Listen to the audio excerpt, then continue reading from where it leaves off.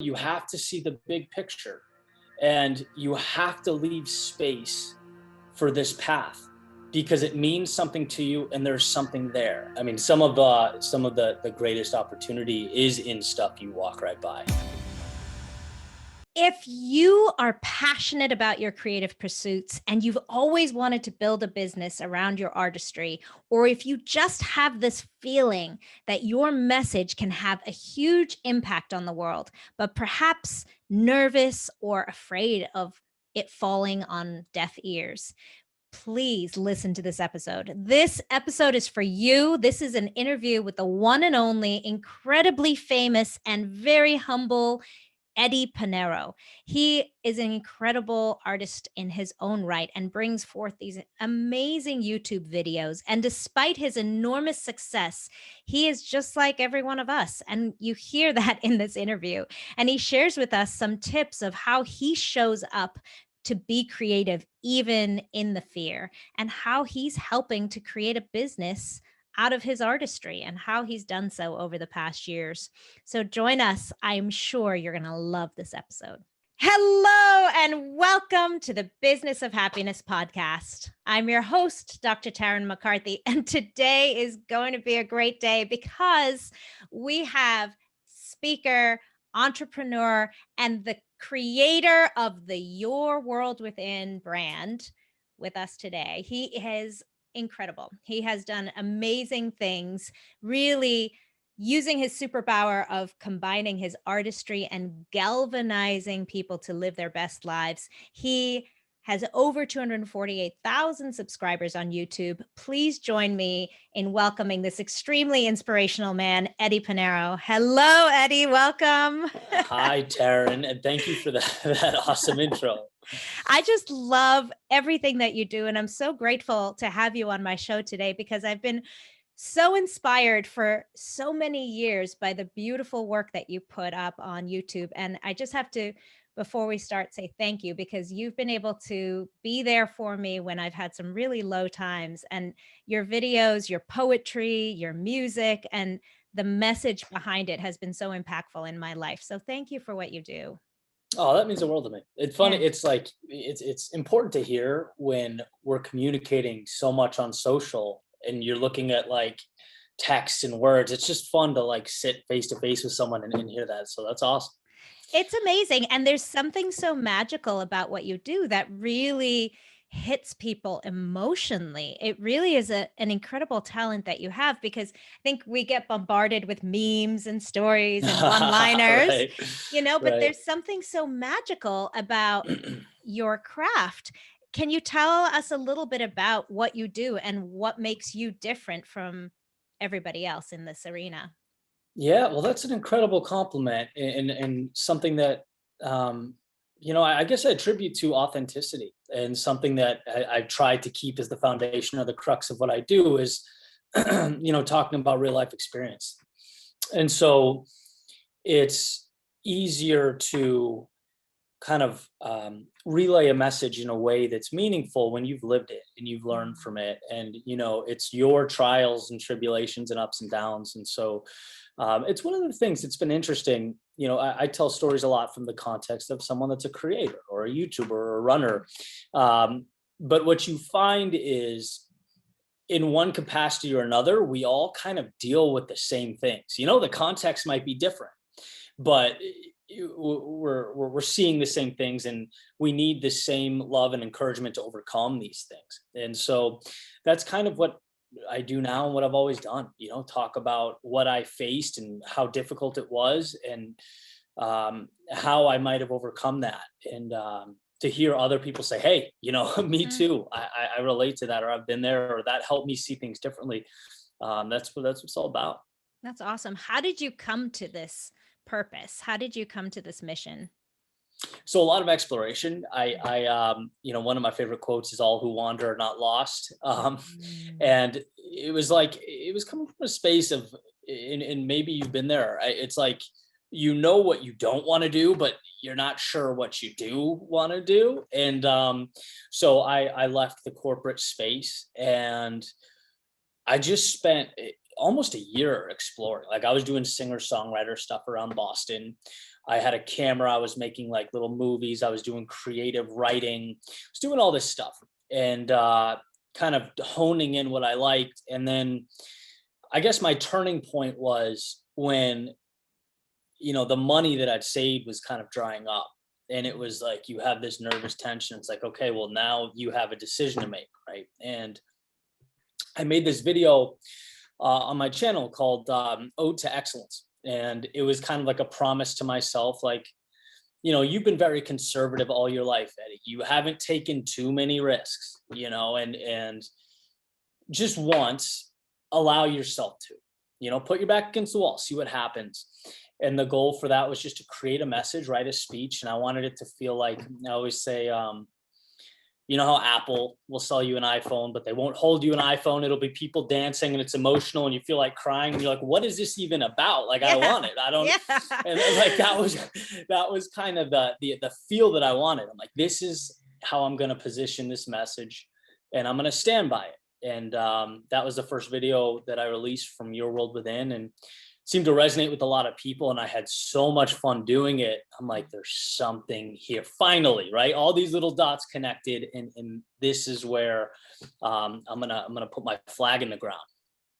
It's so fascinating to hear you talk, and you already sound so passionate. I can already feel the authenticity because you're remembering what that felt like.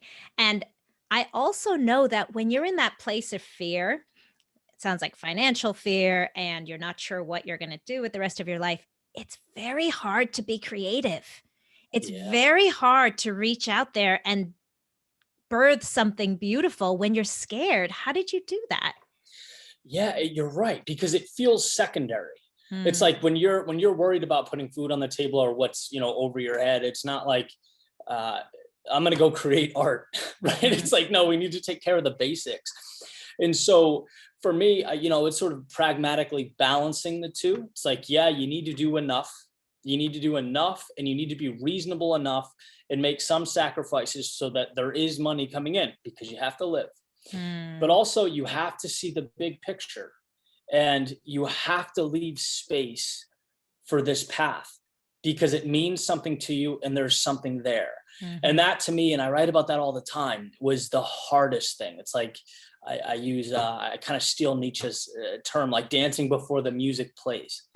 It's like you're putting out music, or one point music and videos and all this stuff. And sometimes it falls on deaf ears. Yes. Sometimes no one cares. No one sees it. There's no applause, but you have to trust yourself. And so I think that's how I'd answer that question. It's like truly seeing things that aren't there and knowing that down the road it will materialize. And that's the hardest part. Yeah, there's a certain aspect of faith in there. Faith in yourself. Oh, yeah. Faith in the message. Yeah. And I don't know if you agree with me on this, but you almost have to nurture that faith aspect as well. You can't just rely on, obviously, nurturing your creativity, nurturing the business side, but there's a spiritual aspect of it that you have to keep working on as well, just so that you can continue to see the bigger picture. Do you agree? I do. Yeah. Yeah. Ryan Holiday said it in a way that resonated with me. He says confidence is earned. It's like, you start to trust yourself. It's like a relationship you're building with yourself little by little.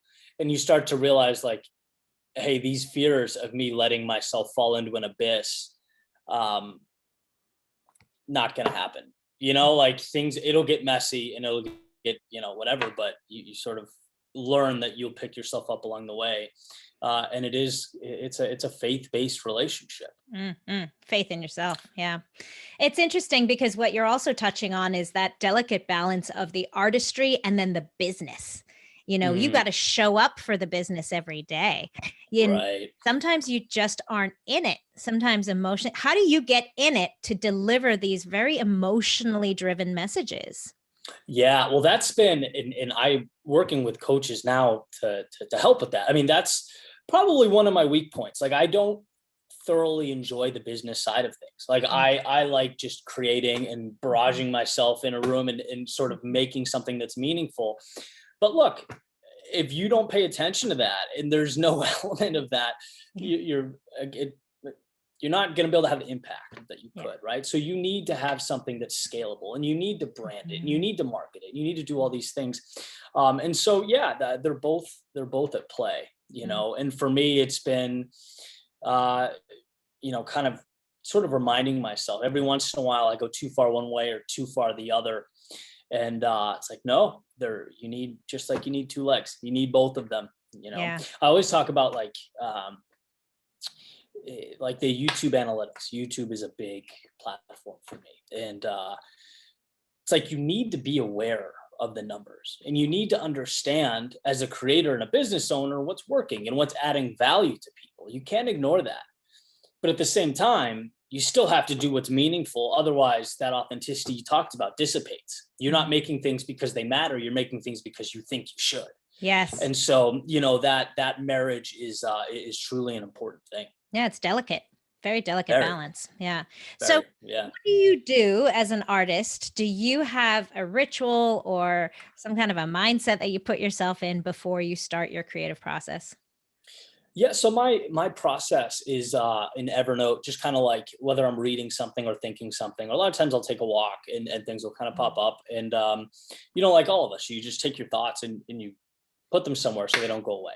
And then what I do is, I'll be looking through them, and I'll think like, that one was important. This one could help people. This one could be impactful. And then it's you find music that feels like it fits that same, theme or that same feeling, and you play the music, and you write the speech. And that's, it sort of comes together through that process. That's cool. That's so cool. And how do you keep it feeling fresh all the time? I mean, I've watched so many of your videos, and you almost, some artists get into a groove and they just do similar things all the time, or an algorithm that really works and they just stick with it. But your work always seems to be fresh. So how do you keep that new feel to everything that you do? Well, it's nice of you to say. I mean, I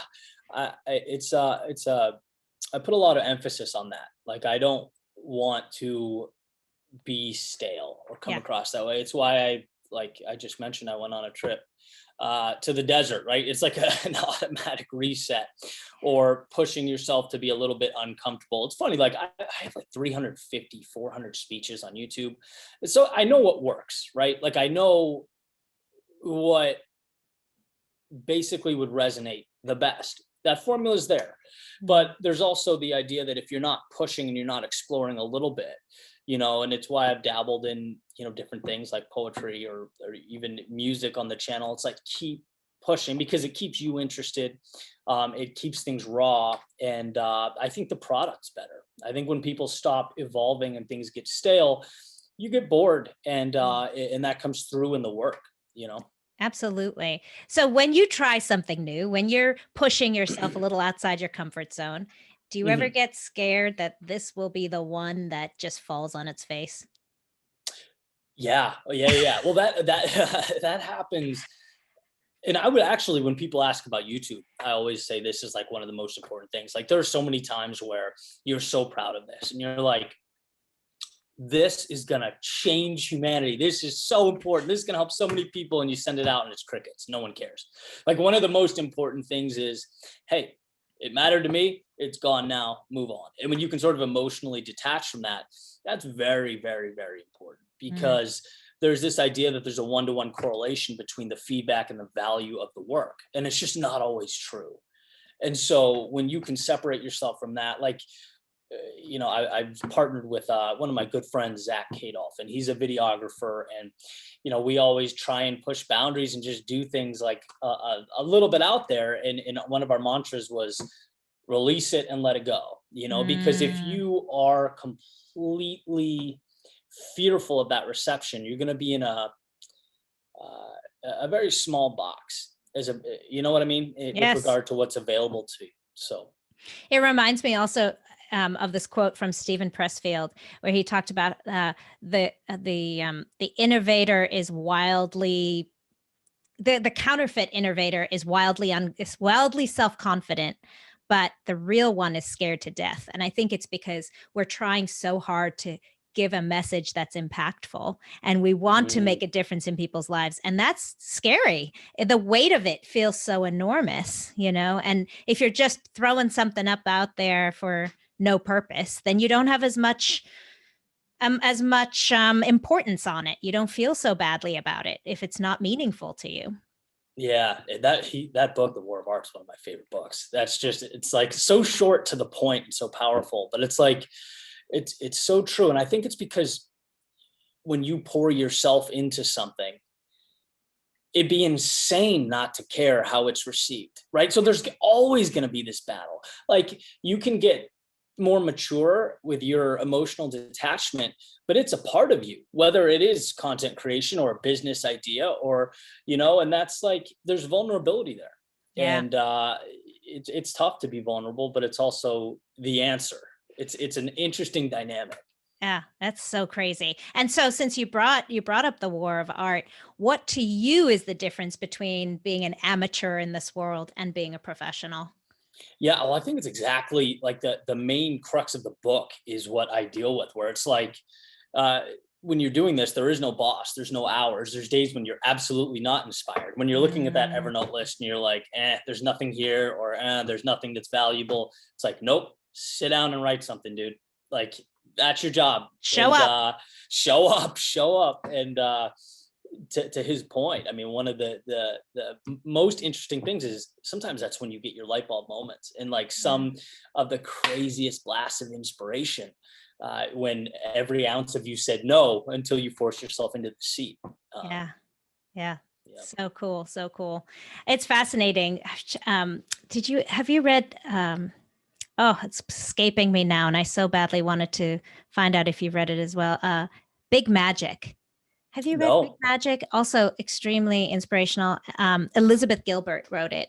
And she also speaks about the same dilemma in her book about being creative and showing up for yourself and putting your best foot forward, even if you don't feel like it, and recognizing the importance of your creative work and the impact that it could have and needs to have on the world around us. And she talks about sometimes just putting on clothes to make you feel like you're going to show up, or, putting yourself in a room where this is your room that you create, or having some kind of a ritual.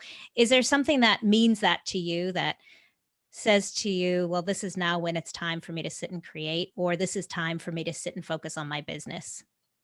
Isn't it funny? Those little tricks are so valuable. They're so impactful. They make a big difference. Really do. There's a few things. I mean, I like the whole clean space adds a lot of value to me. And just, it brings clarity of mind. But I just go to my desk and like sometimes, or I've been writing a lot of Pinero. Like I mentioned, I have a book like way out and I'm still on the proposal component of it.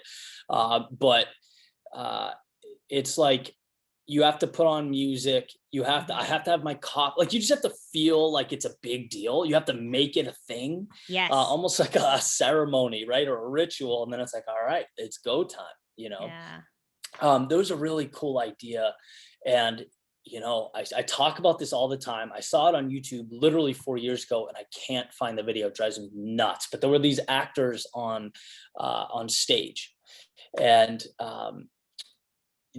I think the question was, how do you prepare? Is there something that really adds, value to your performance? And one of the actors was like, the shoes that I wear is everything, because everything starts from the ground up. And it's like, if you put on business shoes, you're going to feel different than if you're wearing slippers.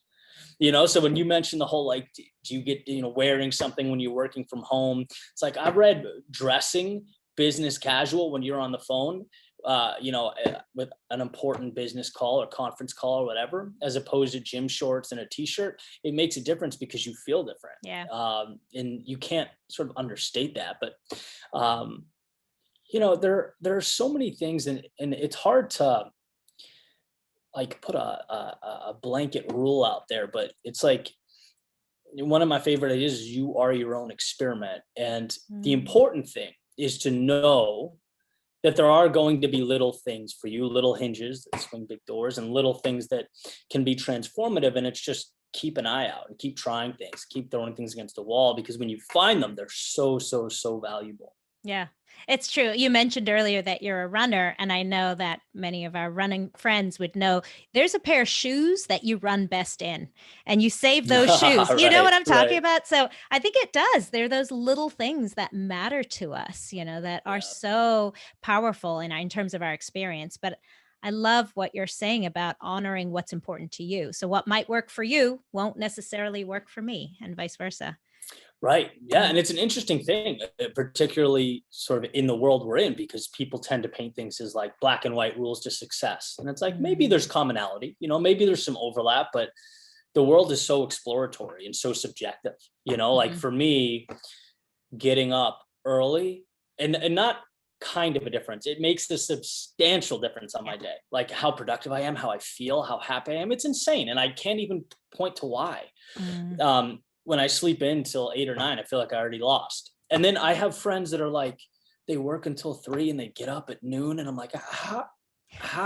So it's just, Yeah. yeah, it's an important thing to realize. It's not one size fits all. Yeah, and I wonder also how much intention, well, I know intention plays a huge part of it because, I'm thinking of a video of yours that you did. I don't know how long ago this was, but you were filming in a very urban environment, and you were talking about how you came to this urban environment for inspiration. And I was thinking how that intention of being there in that space is what provided you the insight and the inspiration. Just laying that intention ahead of you to begin with.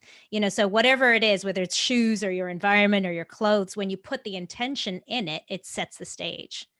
Yeah, that's a really good point. I mean, some of the greatest opportunity is in stuff you walk right by. Yeah. Like, how many times I've walked through a city or a block or an urban environment, to your Mm, point, and not felt anything. But it's mm. like if you go thinking like there's something here and I'm going to find it, you always find what you're looking for, right? The question's like, do you Ooh, program your mind to look for the right things? I love that. I love that quote. I'm writing it down. You always find what you're looking for. I love it. Um, so tell us more about your book that you're writing. I'm fascinated to hear. Yeah, so it's kind of a culmination of um, the trials and tribulations of my past 7 years. It's looking back at my body of work. It's like 400 videos now, and like grouping them into certain categories, all pertaining to perspective. So how when you look at something a certain way, your reality changes.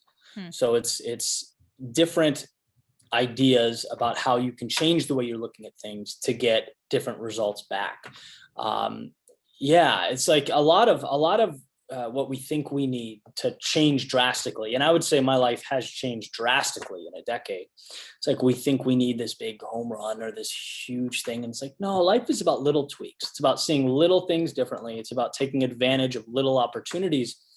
And when you position yourself that way over time, it accumulates into something really substantial. So it's a toolbox to kind of help you make that mental shift.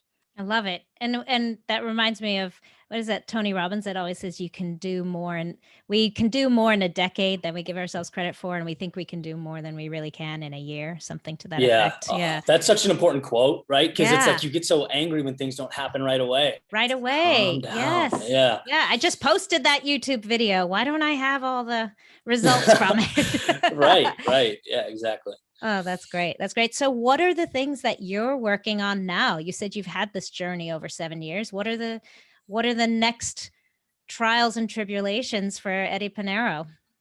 Yeah, well, my biggest thing, and I have the most fun with this. I always feel like it's the biggest challenge and biggest opportunity is YouTube. Like always looking for the next way to articulate my Mm, message and get my stuff out there in a way that's meaningful and can reach more people. It's just to me, it's a platform that organically can be placed into the hands of so many people that's where I allocate most of my time, and I love the platform.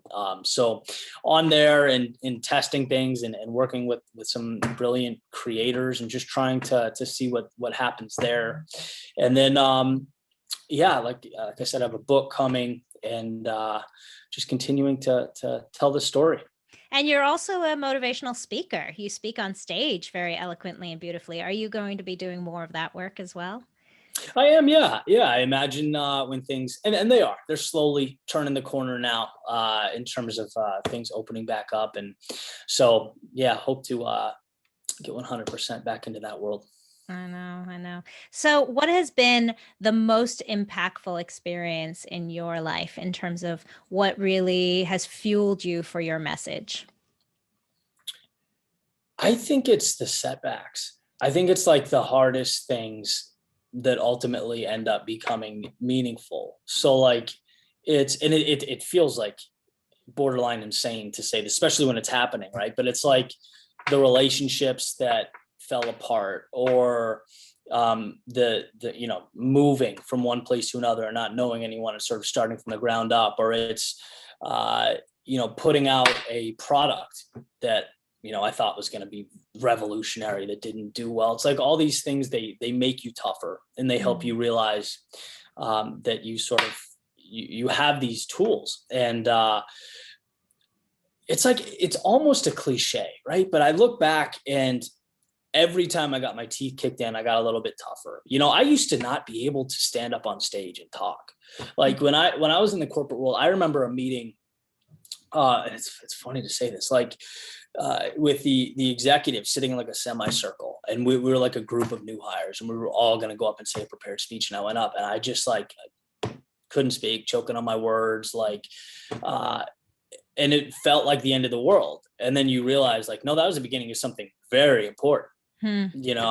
Because one, you learn it doesn't kill you, and two, you get a little bit better and a little bit better and a little bit better. I think once you realize that, that's where you can draw your inspiration. That's where you can really become something that adds value to the world. Are you able to do that now in today's Eddie Pinero? Are you able to be in a difficult place and then recognize the value in the moment? Or is it still hard for you to see the perspective when you're in the swamp? It's always hard in the moment. I think the voice in my head now is that it's like there's value here, though. It's like I've educated myself to that sort of understanding.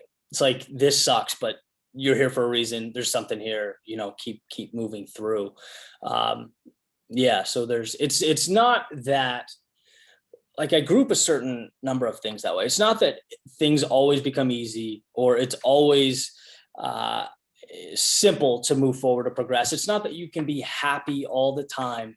It's that you realize to get there, you have to deal with sort of the adversity along the way, And if not, that makes it even better. It really does. At dealing with the adversity.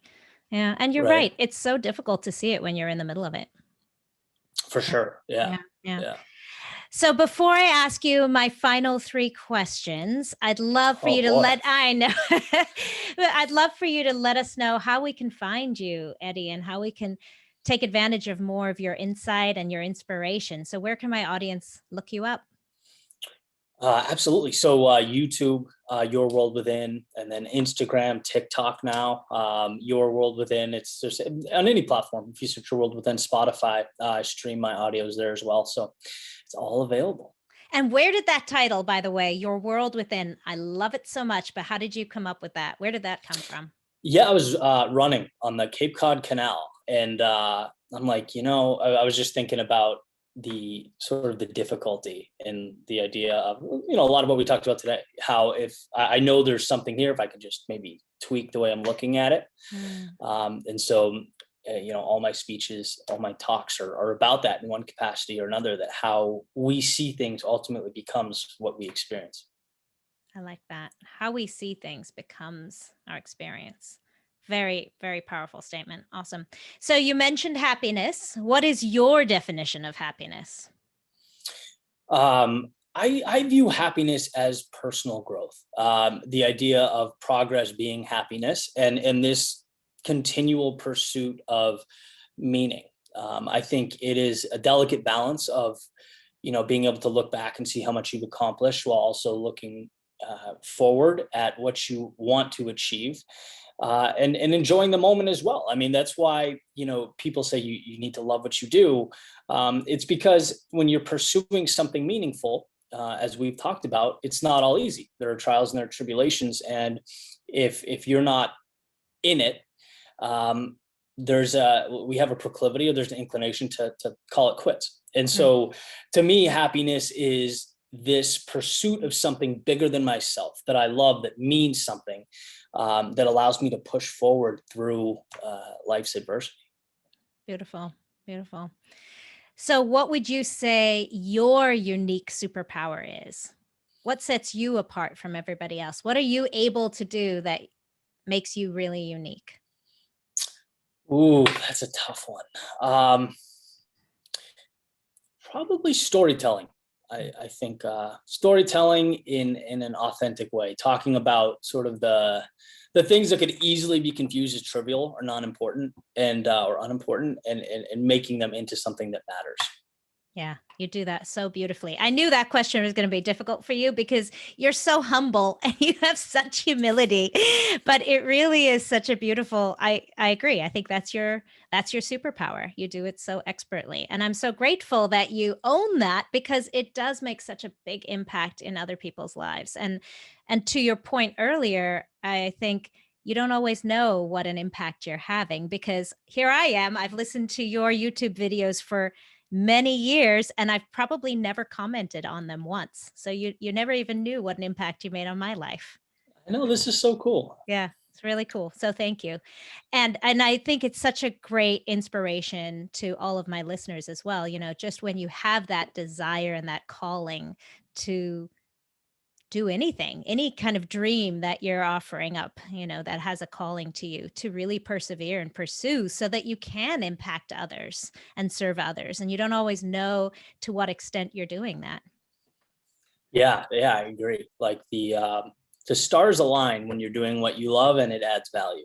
You know, when those two things meet, it's like, don't let go of that. That's important. Yeah. Yeah. And by sharing your story, you're really encouraging others to do so. So thank you. Thank you. My pleasure. So I have another very uncomfortable question for you. All right, bring it on. If all of your incredible artistry and all your YouTube videos were to disappear tomorrow, Mm-hmm. there you go. That's the uncomfortable part. You're supposed to feel very uncomfortable, right? Everything were to disappear, and you could create one 30-second piece of information or inspiration to leave with us. What would that? And you knew that all the YouTube watchers everywhere would be listening. What would you say? Yeah, well, first of all, that's not out of the realm of possibility. YouTube disappears and it's like you're left with what you're left with.